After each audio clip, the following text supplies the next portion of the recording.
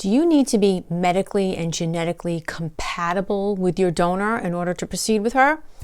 Stick around and I'll explain.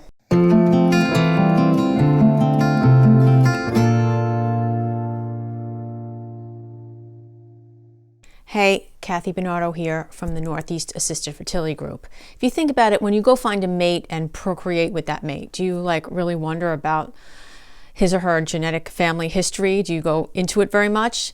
Not really, unless there's a real issue like hemophilia or cystic fibrosis. So really, you don't have to worry too much about medical and genetic incompatibility with any donor you choose. But since it is a medical procedure, they do take some special precautions. But it is technically very rare for a donor and a recipient to be kind of medically or genetically incompatible. That isn't really a thing, only in very rare cases. So first of all, a lot of people think of blood type.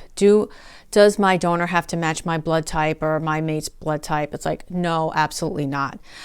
There's no medical reason for it. There may be some reasons you have some personal preferences for a certain blood type, but there's no medical prohibition on any kind of blood type. So then there's the genetic bit. Now, there are, as a precaution, as I said, there are certain things that will make a donor incompatible or disqualified for anybody. So they test her for Fragile X, spinal muscular atrophy, and cystic fibrosis. So if the donor is a carrier for those first two, Fragile X or SMA, she would be categorically disqualified, just as to eliminate those risks. She can go on and have her own kids, but it's just not a good idea for her to be an egg donor. Now, she will also be tested for up to 97 mutations of cystic fibrosis.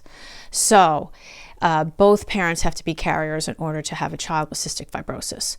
So, if the husband's not a carrier, it's probably fine. They'll always have genetic counseling in any event if the donor is a carrier for one mutation of cystic fibrosis, for example. Certainly, if both are carriers, that would be out. There are some clinics that are super cautious and just categorically will not work with a donor who has any cystic fibrosis mutations, just as to be extra cautious, only because, as they say, there are lots of mutations that we may not know about or that are just they just don't test. But that's true of almost any disease. There are lots of diseases we don't know about, and therefore we can't test them. Now, nowadays, clinics almost routinely are giving these donors these huge genetic panels, including up to 300 diseases that you've never heard of, and there are these crazy obscure things. If a donor is a carrier for 1 to 3 of these things, it's not uncommon, and it's usually not a problem, as long as the male is not also a carrier for those things. And it's very rare for the donor and the male to both be carriers of these crazy rare things that no one's ever heard of. I guess it theoretically can happen, but it's usually not a problem. And a lot of these things on these panels are minor. They're not life-threatening illnesses. They're just little things which, are not totally insignificant, but they really don't pose any serious genetic risk. And therefore, as long as the donor is screened and healthy, has good hormones, good antral follicle count, there's no reason that you can pick any donor you want. You don't have to match your donor to your eye color or hair color or ethnicity.